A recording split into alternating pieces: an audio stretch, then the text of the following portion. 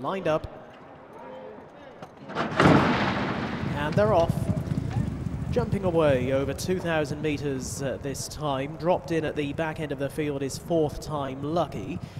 One of the first ones to show up prominently will be Singing Craft the Grey along the inside. It looks a steady tempo through the opening 200 metres, and now taking over is Port Douglas, who's moved to the front in that yellow and blue jacket. So Port Douglas showing to in second position, now going King of the Throne, who's now just beginning to race Port Douglas a little bit and takes over as they enter the back straight.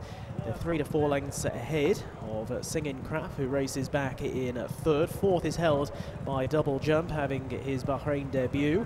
And then another couple of lengths away to Fleet Admiral in the striped sleeves and cap, and that one just tracking Wild Hero through at this stage. A little wider out on the course is Power Station, who's in the white, and then Malachi in the red. And last of all is fourth at Time Lucky, who, as they make the journey onto the final 1,000 metres and halfway, would be fully 20 lengths off the runaway leader, King of the Throne, David Liska, on board. Now the best part of 8 or 9 lengths in front, as shortly they'll be turning right-handed back towards the straight. So can King of the Throne keep this up? Remains clear of Port Douglas in second place, who in turn is well ahead, even further in advance at this point. Over Double Jump back in third. It looks as if PJ McDonald is awake to these two up ahead, getting a long way clear, and he doesn't want to give them too much rope. Back in behind those is Singing Craft and then Fleet Admiral, and the others headed off by Wild Hero, but with plenty of work to do.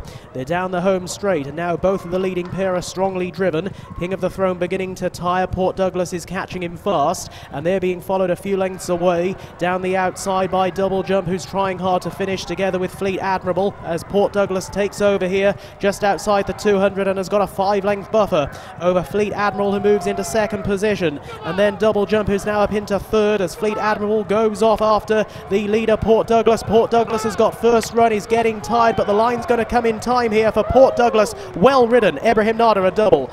Fleet Admiral back in second, and it's very close for third place, probably best left to the judge. Double Jump along the inside of Wild Hero, who is putting in some fine late work.